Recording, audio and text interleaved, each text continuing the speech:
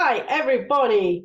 This is Kate Fogger, and with me is Julie Hurt, who's laughing at me because I'm being silly, because I'm so funny. Laughing with you, Kate. Notice from now on, so we'll play a word bingo. Every time Julie says "but," which she won't, she will, but she'll follow it with "and" instead. And what was the other word you just said just now that my mind's just gone completely? Laughing with you, not at you. Okay, so word bingo. We'll send you a voucher to the first person. If Julie says "but" 10 times, followed by "I mean and," if she says that 10 times, write in and we'll send you a voucher. You better not say it now, Julie, because I ain't giving anyone a voucher. Right. Hello, we are making light. I am Kate Fogger. This is Julie Hurt. We are making light, two humans being. We've been chatting for so long, we've completely forgotten what we're going to talk about. But I think I have just 3 words for you, Julie. Just say no. Ugh, so hard. Oh, why is it so freaking hard? I don't find it hard. No, I do. I do. It depends on the context. Okay, Yeah, there are so many questions to which you would think twice. You wouldn't think twice about saying no. So if I said to you, Julie, I'm going to send you 30 quid's worth of biltong, what would you say? 30 quid worth of what? Biltong, dried cow. Oh, I'd say no, thank you. There you go. Yeah. Yeah. Like, not going to my feelings then. That is the key, isn't it? What, if I want it or not? It's about whether you're going to hurt feelings or not. Oh, yes. I was thinking, yes. Yes, that's the reason why me, you, maybe me, I don't say no, is I don't want to hurt anybody's feelings. And the other thing, but it's interesting to put it through the filter of, do I want it? Do I need it? It's funny. I don't have a problem saying no to like a social engagement to a default. Like my husband gets upset with me because someone will ask us to go to dinner. And I'm like, no, Yeah, no. my default is no. Yeah. But interestingly, just a side note, has that been easier to do since COVID? No, I'd always done it. I actually had when we lived in Wisconsin, which is where we lived before Alaska, I actually had a reputation with a really good friend of mine that she knew that she would invite me, if it wasn't just the two of us and she was going to invite more people, if I found out there were more people coming and she's like, Julie won't come. So I'll just invite her, but she won't come. I just had this reputation already because I just don't, I don't mind social. I don't just, I'm picky. So, Yeah. just full transparency with our readers here. Julie and I have actually never met, and now I know why. No, that's so true. We've never met in person. Never. Once. No. And we talk about it, right? But Yeah, I mean, there's lots of factors. There is a lot of distance between us, to be fair. yeah. But so what you okay? So you're known for just saying no to social engagements. Yes. So wherein lies the problem with saying no, then, Julie? When somebody Oh, did you hear that? My throat chakra's closing up. okay, here's where I have trouble. So I'm going to own this, right? Because I also know that Lucas is helping me develop a sense of just say no as it's related to me trusting myself, which is also related to my negative belief of not worthy. So I'm going to ground myself as he is helping me do right now because he just went behind me and sprawled on the ground. I have trouble saying no when someone wants help that I can give, when I'm working with when I'm in a leadership, no, not even, doesn't even matter. I don't have to define it. When I'm in a larger group of, no, it doesn't matter. That's it. That's it. If somebody asks me for help and I know it's something I can do, I have a hard time saying no. So help being anything. Help being anything. Like yesterday, there's an email that needed to go out to a couple people. And it's not necessarily, I mean, that's something I should easily be able to delegate. But instead, the way I ask the question, because I know enough now, right, that I can hear in my head, you can delegate this. You're the leader of this. You don't have to do this. You can ask someone to do it. So I started to say, I can write an email to this person, or you could, and the person luckily is a wonderful supporter and realizes what I'm trying to do. And he picked up and said, no, I'll take care of the email. That's my job anyway. So it's that type of stuff. So there's people around me that are like, no, you don't have to do that. That's not your job. Because I will certainly step in and go, oh, I've done that my whole career. Oh, I'll do it. Oh, I'll do it. Oh, I'll do it. I'll do it. And then all of a sudden my plate's so freaking full, I can't do anything that I want to do or need to do for me or for Lucas. So One of the most refreshing things when I met our community, and I mean, it's a while back because, as you know, I'm not as engaged as I used to be. It's just because of time zone differences we've talked about. But even and also with the ACC with Karen and Meredith and all that. And if you want to know more, the ACC, the Animal Communicative Collective, beautiful group of women and men now, I believe, who volunteered that. some days No? we haven't gotten any to. I thought we had a male. Okay. Oh, Anyway, wonderful group of people, most women, who volunteer their time to do readings in Zoom events to raise money for animal charities. So if you want to know more about it, I'll put in the links there. But one of the wonderful thing about meeting back then, and it was all women then, certainly, was that people just volunteered to do stuff, because I have always been that person that would go away with a fucking roll call of stuff, not even knowing how it did it and never even questioning in it. It's only been the last few years I'm like, why do I do this? Why do I end up with a whole list of chores? And it's all about this unworthiness and, you know, how can I be of service to people so that I feel valuable and all that. And very subconsciously, because not doing it consciously at all, because I, as you know, and it was the same as you, didn't even know. But that's why I did it. I didn't even know I had those insecurities. And I thought I was just super efficient, which I am, of course. Look at you. And I'm closing up as well. So I've lost my thread completely, but no, walking out with a thing of chores, which happened to me the other day in a different meeting. I walked out with an assignment the whole time. Most of the time I'm in the meeting, I'm like, this is the stupidest meeting. Why am I even here? I'm wasting my time. Lucas was actually, now that I think about it, Lucas was at my feet, constantly under my foot, trying to get me to get out, like move so that I could get out of the meeting. And I didn't listen to him. And then I actually ended up walking out with an assignment. And I don't even know how I got the damn assignment. Like, no. that's what was so wonderful. That's what I was going to about those meetings we had before, is because everybody would step up, and I was like, this is so refreshing. This is so refreshing to be around people who do their fair share. And it's, you know, and it was just like, oh my God, I've never been on a meeting where I didn't come away with 100 things to do. Yeah. Because I think it's also, I can see that it's all my negative beliefs. I thought it was just because I was just super efficient.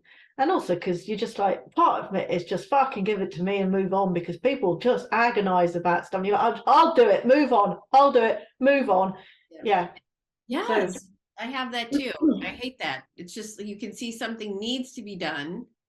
Just, okay, fine. It'll take me all of 10 minutes. And it doesn't, because it takes the mental bandwidth of, for me, God damn it, why did I just do that? I just beating myself up. I shouldn't have done that. Now I got to do it. Now I got to do it. Now I got to do it. And then I sit there. When you were saying about that, but I think one of the reasons we don't delegate is because you think, oh, by the time I've explained it to someone, I may as well do it myself. And therein lies a trap. Yes. Because if you don't learn to delegate, first of all, people around you will never expect you to give them anything to do. I mean, I don't have servants at the moment, Julie, so it's hard for me, but you're in an environment where there are other people that can take on the work. It is worth that 10 minutes explaining it to people, because it's a big step for you to go, do you know what? I don't need to do this, so that you pass it on. And the next time you can go, could you take care of that, please? Thank you.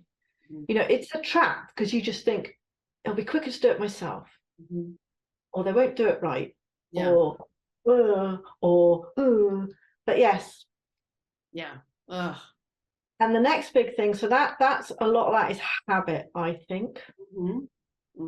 It's also about training people around you.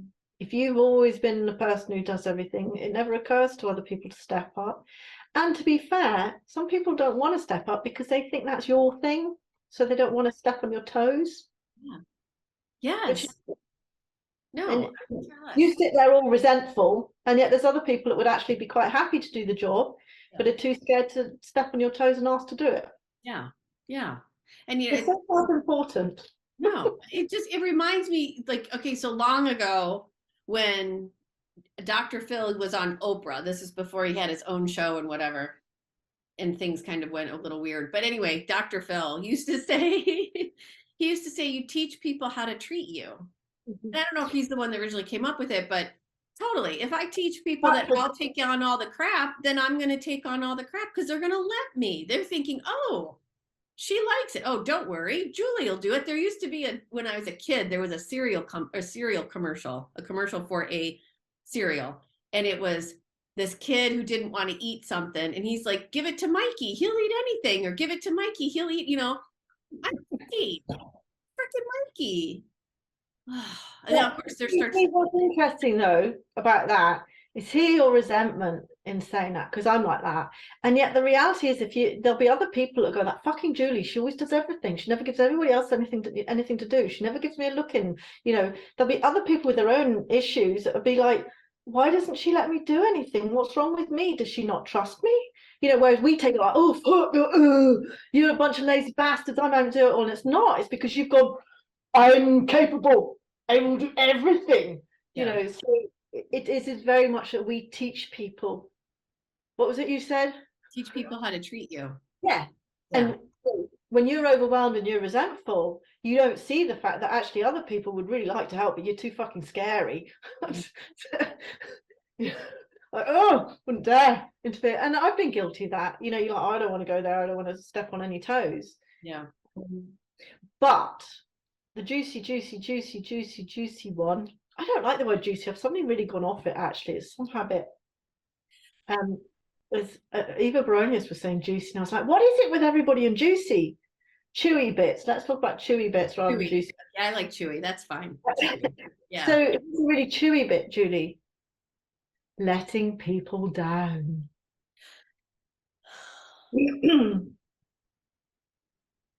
Yeah. And now you can cry. No, I know. Okay, so I'm going to just turn it upside down to approach it this way for my own thinking through, right? If I asked somebody, would they help me with something? And they came back to me and said they could not. They didn't have the bandwidth or whatever. I think now, today, I would take that as a sign oh, then that's just not the right person. There's something else out there. Either I can actually do it myself, or there's somebody else out there. I feel because whenever I've gotten what I would say, I'll call it resistance from the universe, then I now think, because of all this work that we've done and all about synchronicity, oh, then maybe that wasn't the right thing for me. Maybe there's something else out there, and maybe I just need to think about it a second or whatever. So that would be, so when I think about it in terms of that way, if I were to actually say no, and that fear of disappointing somebody or letting somebody down, while though their reaction, this is the other thing though, now that I say this out loud, their reaction is not my concern, right? When we think about it in terms of law of attraction and even mysticism and even soul level intuitive coaching, and even our animals will tell you this too, I have to take care of this. And if I don't take care of this, I actually can't take care of anybody else, because what I'm going to serve up to somebody else is going to be a diminished quality. Oh my goodness. You'll be resentful. But that's really interesting, because when you say your result, what your reaction would be now. So if I go back 5 years, or say when I started this, didn't know you. Yeah. So I can't really remember, because I wasn't in the same year as you initially. We sort of hooked up later. But if I had asked you for help and you had told me to get to fuck, now I know you wouldn't do it like that, but if you had basically said no, I probably would have taken it as a rejection. Yeah. And that's exactly what you just said. That is all about me. Yeah. Because if you said no now, I might be disappointed, and that's okay, but I wouldn't see it as a rejection. So the only thing that's changed there is me. Yeah. And that's exactly it.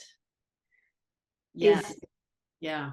What you've just said is that person's reaction is irrelevant. Whatever you do, there is nothing you can do about that side of the equation. the chewy bit for you is, am I okay saying no? Now, this is interesting. I'm just going to throw in a law of attraction bit there, which I think works. Esther was talking, not Esther, Abraham was talking about Esther's path of least resistance. So we talk about least resistance. Much she said again, there's never a path of no resistance. Generally, it's a path of least resistance. If somebody asks you to do something that you don't want to do, right? So she used the example that a friend had got in trouble and phoned her really late at night. At that moment, when Esther answers the phone, the last thing in the world she wants to do is get out of bed and deal with somebody else's problems, right? But the flip side was, this is a very dear friend of hers who she loves very much. She could not have said no and been okay with herself. So at that point, because then there's all this conflict with path of the, or with law of attraction, is like, well, you know, is it, I shouldn't be saying, I shouldn't ever have to do anything I don't want to do, because basically we're saying don't do things you don't want to do, always believe. But there is a point where you are weighing up one thing against another. Do I get up in the middle of the night and help my friend? No thanks. Do I not get up and not help my friend and then feel like shit for weeks afterwards because I've let someone I really care about down? Which of those, and weighing them up? So it's never a point of, again, this is about your feelings about it. It's nothing to do with the friend, it's you. Right. So in this case, and this is a bit where the situation you're talking about, you know, it depends, A, who's asking, and B, why they're asking. You know, it may be that we all, but that's the other thing. If you do something that you don't really want to do, you do it in the full knowledge that that is your path of least resistance and it is the most preferable path, and you honor it. Yeah. And you do it. You don't then go off and whinge and moan and bitch about the fact you've had to do something. You take full ownership of your decision. I have decided to help because at this moment in time, I know that this is my path of least resistance. Therefore, I will then put my heart into it and do it properly. Yeah. So if somebody who asks you for help now, and you don't want to, can you say no?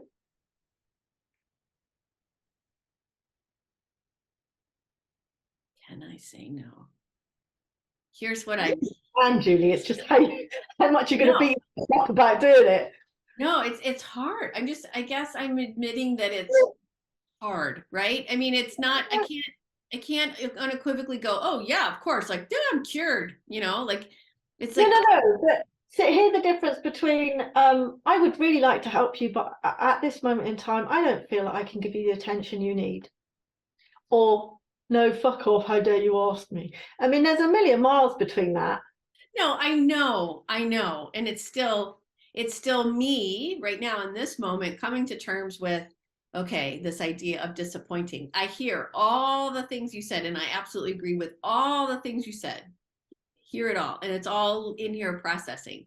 So now it's up to me to go to, like, that's what I was just taking that breath and kind of regrounding myself. And can I do it? Yes. It's going to possibly take me longer to do it than as a practice. It's going to have to be a practice is what I'm saying. So it's going to take me, like, it may take me an hour versus 30 seconds because I'm going to have to practice this. And in that sense, it is a practice because it gets a lot easier. And saying no to things that really don't matter. Yeah. I think it's like that practice. I'm talking like I know what I'm doing. I don't. I mean, I remember the first time I said no to Gary about, and this is something that people warn you about, and you don't get it until it happens. As you start to find your autonomy about what you do and you don't want to do, and especially as a woman, blah, blah, blah, poor me, I'm a woman. But, you know, we do tend to go along with what people want, and we're peacemakers, and we don't, you know, and I've done a lot of stuff in my life that I don't necessarily object to, but, you know, given the choice, I'd have chosen something else. But I'm not saying I went along with anything because I hated it. I thought there was a lot of value in being a good sport is how I would put it. And there was this new Star Wars movie coming out. God, I'm showing my age because that was actually 10 years ago. And Gary said, do you want to come to the new Star Wars? And I was like, no, not really. Because I don't, right? Because I don't give a shit about Star Wars. And he was really taken aback, like really taken aback, because I had never said no before. So here's something, I'm like, it wasn't like he was on his own, right? He could have gone with his dad, he could have gone with his nephew. It wasn't like there was nobody who would see it with him. These are people who actively enjoy Star Wars. And you know what he said to me? I don't really like Star Wars. And I'm like, I mean, yeah, I've refused to go to horror movies with you, but just because I go with you doesn't mean I'm interested. And okay, it might be all right or whatever, but I don't like. And this is the thing: is like if you never express what you want and what you like, how can you expect anyone around you to know what's going on? Exactly. Exactly. Yeah. But he was really shocked and starting to say no and understanding your preferences does cause reactions. But a lot of it is not because these people go, oh, fuck's sake, Julie started saying no. It's things like, Gary genuinely thinks that I like Star Wars. You probably have people around you who think that you love sweeping up all these tasks and galloping off into the distance on your white horse and fixing everything. You know, people around you, you've trained them. So when you start to change, they're a bit like, oh, shit. Yeah, totally. Totally. Yeah. But on the flip side of all of that, is some of the situations we're talking about are people that you actually have very little relationship with, and it really doesn't matter if they think badly of you anyway. So, you know, there are varying degrees of hurting people, or, you know, how important these people are. Yeah. I mean, yeah, so many people that, so many people. So many people. I'm just like all these different things all these different things right now that I have in front of me of things I should be saying no, and I'm like, so if I say no, and they're like, screw you, Julie, I never want to talk with you again, will I be bummed? No. Is it likely? No. Well, maybe. Does it matter? No. You see, it is a tricky one because we both know someone who you said has clad iron boundaries. Yeah. Which I hadn't really noticed, but I suppose I had picked up a healthy respect for that person, but not really knowing why. But on the flip side of that, last time I was at that retreat, one that I will never go to again, there's somebody there who exhibited very, very, very strong boundaries, shall we say. And I remember coming away from that thinking, I don't want to be an asshole. Yeah. You know, there are degrees and degrees, but also a lot of that is about presentation, I think, because I would find it hard to stand in my new spiritual knowledge of life and criticize someone for holding their boundaries, even if it was really disappointing to me.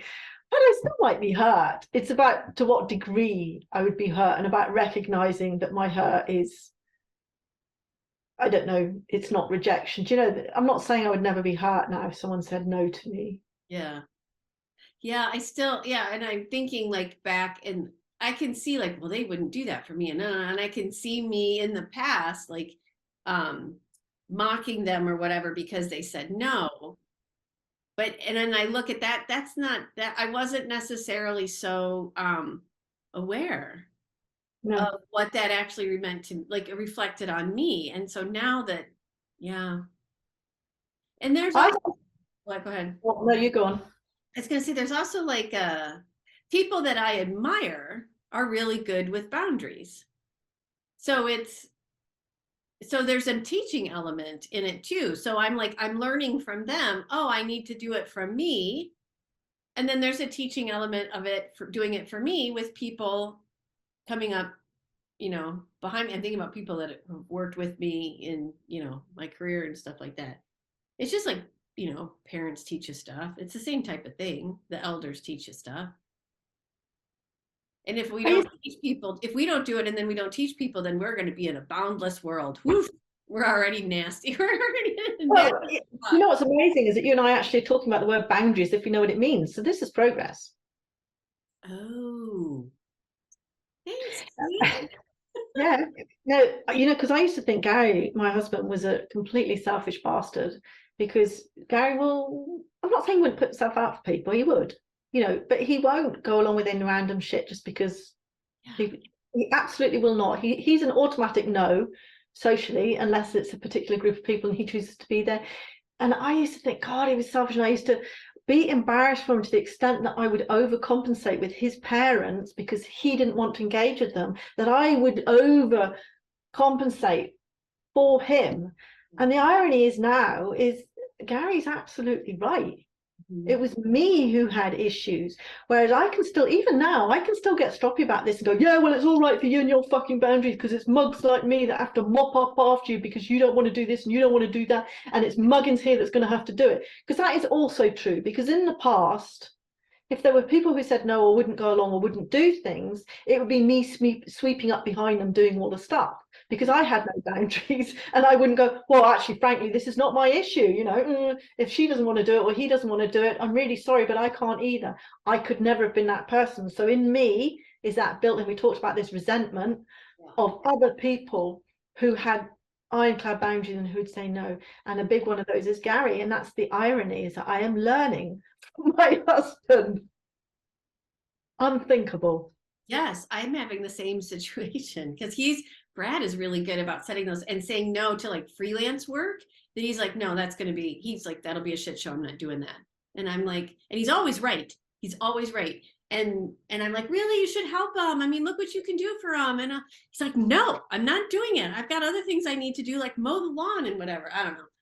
And so it's the same thing. And I'm like, oh, you could really help. No, anyway, and now he's like, gosh, you could just earn an extra bit of money, but he's not wrong. Yeah. And the other thing I'm learning from Brad too, this is where I was going with this. He's learning, he's tapped into like Buddhism and stuff in the last year or two. He's to some degree been listening to some of what we've been talking about too, but Hi, Brad. But he's been able to approach some recent situations from a level of maturity that you didn't expect from him.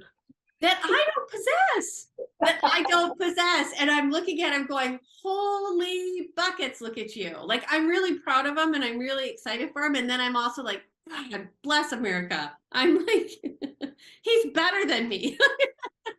In a couple of situations, like the revenge thing or whatever, like we talked about in the episode two episodes ago, like that situation, like he's just been really kind of like, no, it's okay.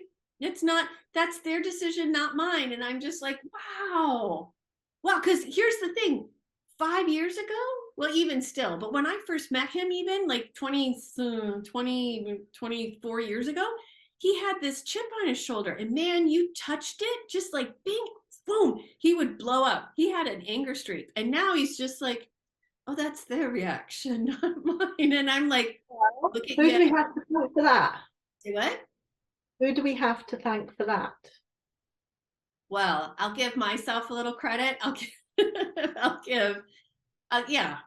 mean, a lot of thank you. I hate to take stuff from him because he has work. He has done the work. He's been doing.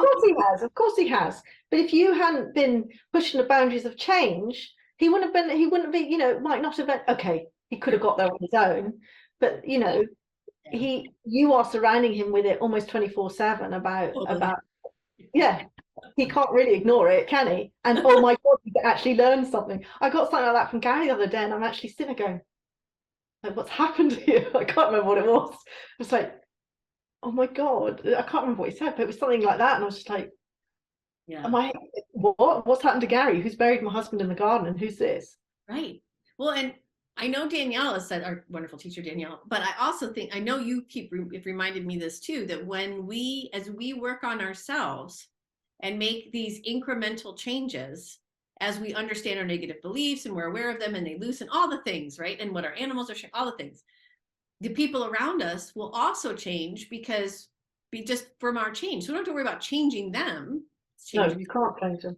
And that's the other thing, that's law, it's different language. And I know Danielle doesn't buy into the law of attraction, but that to me is the law of attraction, because as you change yourself, your expectation of people around you changes because you're softer and but I remember Danielle saying that about my mother. It was when my mother first, I don't know if you remember, but it would be just over a year ago when my mom came up, was it? And I was, I was quite worried, I had built all my boundaries, but my boundaries were that my mother was endorsing. You know, she couldn't get near me. I was like, am I going to be able to hold these boundaries if she's actually here with me? She's in a home just around the corner.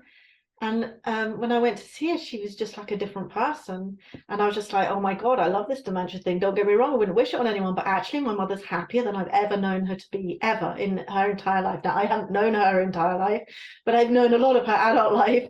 And, you know, there's a level of contentment in her that she never had as a fully functioning adult. So bully for her, good for her.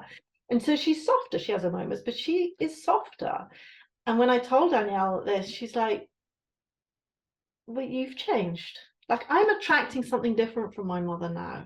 Yeah. You know, and you're like, oh my God, is that possible? Like, I'm like you. I'm the last person to take credit for it, because obviously it's the dementia, or it's this, or it's that, or it's the other. No, it's you. Yeah. Hmm. And the other thing about it was saying, there was something else about saying no. Well, one of them is that oh, I've forgotten. But I know that unless you want to do something, you really have nothing to offer. Like, going along with something because it's the least confrontational or whatever Yeah. is just all wrong. But the thing is, so we're talking about the ACC before, the Animal Collective Community. I didn't links down there. And I have been screwing up courage to approach charities, because actually I don't think what we do is weird at all. I really don't. And then you get a reaction from someone and you're like, oh, maybe I should be embarrassed about it. Like, I'm not embarrassed about it or anything like that, but I had sent an email. I started sending emails to the animal charities that were closest to my heart to offer them our services. And actually, I wasn't shy about it. I sent my first email, and it was to the place where I got my hens from. And I was just like, I love my hens here, and here, I want you to be the first people for me to do this with, and here's what we offer. And she emailed me back immediately. She said, this sounds so exciting, Kate. You know, and I was like, way, first time. And so I sent her more information, and then I got an email back from her a couple of hours later, and she said, I'm really sorry, I hope you don't take this personally. She said, but this really isn't my thing, right? But thank you so much. So I am hurt on a personal level because I wanted, disappointed, Yeah. a little bit hurt.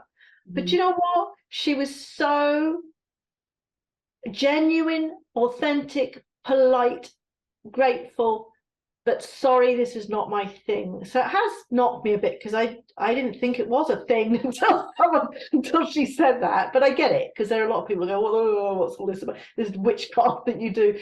But you know, it's like saying no like that is you know, then I have to own my feelings about being hurt. But I actually feel no resentment towards her whatsoever. There's a bit of me that went away and died somewhere, because I thought, oh, I didn't think it was that weird. And, you know, oh, it would have been really nice to do that. Oh my God, do people really think like that? There was all of that.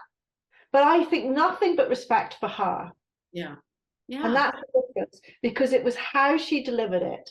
She was, and the amount of people I've emailed since then, Julie, and got nothing from, which I find frankly disgusting if you're listening, to completely ignore. No, it really does make me angry. I'm laughing because, yeah, it's happened to me too. I've reached out to a number of organizations in my area, and I don't even get a reply. I get nothing. And I'm like, well, how do you ignore? I'm not telemarketing. Huh? Yeah.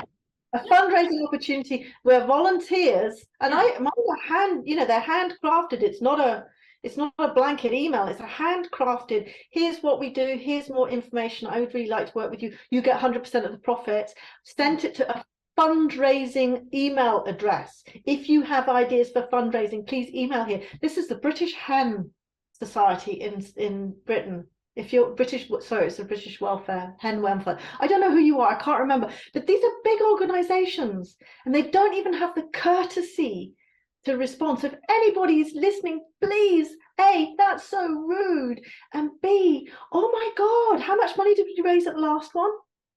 Oh, almost $2,000. And they get that for nothing?